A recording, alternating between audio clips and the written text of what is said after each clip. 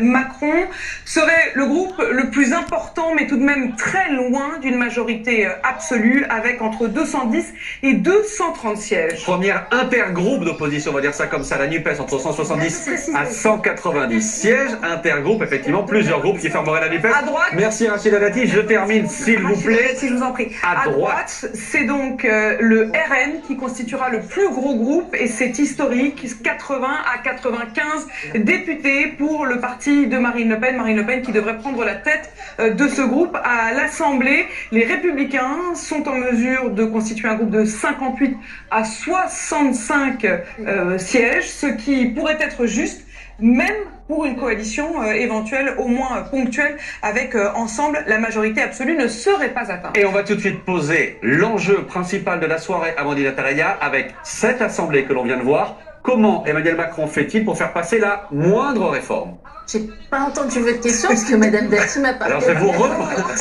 Non, parce que je disais tout à l'heure, Monsieur Duhamel parle fort. Oui, et donc j'y parle. C'est vrai. Peut-être que je parlais trop fort. Alors on est loin. J'ai l'habitude de parler fort. Amandine, je repose la question à 21h31 pour poser les enjeux de la soirée. En gros, il fait comment pour gouverner? Exactement. Comment Emmanuel Macron fait-il pour faire passer la moindre réforme à l'Assemblée avec cette Assemblée-là? Et quoi qu'il en soit, ça va être très compliqué. Soit il essaie, Emmanuel Macron, au cas par cas, d'aller chercher des voix. C'est ce qu'on a vu les uns et les autres faire ce soir.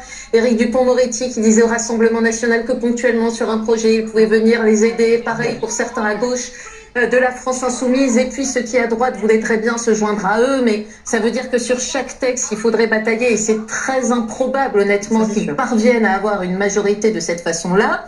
Soit solution numéro 2 pour Emmanuel Macron, il faudrait un accord de coalition avec la droite, notamment, mais ils sont très peu nombreux à proposer cette idée. On a bien vu qu'il y avait Jean-François Copé qui offrait cette solution. Nicolas Sarkozy l'avait suggéré aussi avant lui, mais ça a été très peu repris. Ça n'est pas du tout la ligne du parti. C'est ce que Christian Jacob a redit ce soir. Donc à de très rares exceptions près, là non plus, ça ne marchera pas. Un accord de coalition, s'il avait été fait, ça aurait voulu dire aussi qu'on remanie dans ce sens, qu'on prend des ministres de droite, etc. Et puis, c'est à peu près tout ce qui s'offre à Emmanuel Macron, sauf dans une perspective un peu plus longue. Le président pourrait aussi vouloir dissoudre, à un moment donné, l'Assemblée nationale. On précise sur ce point-là qu'Emmanuel Macron peut le faire quand il le souhaite. Il peut le faire dans une semaine, dans 2 semaines. Politiquement, ça paraîtrait là aussi complètement improbable, parce que ça ne serait pas judicieux, ça ne montrerait pas qu'il a entendu le message. Et puis, il pourrait y avoir un retour de bâton encore pire pour le président. Il pourra choisir de le faire, qui sait, dans 1 an, dans 2 ans, si la France était parfaitement ingouvernable.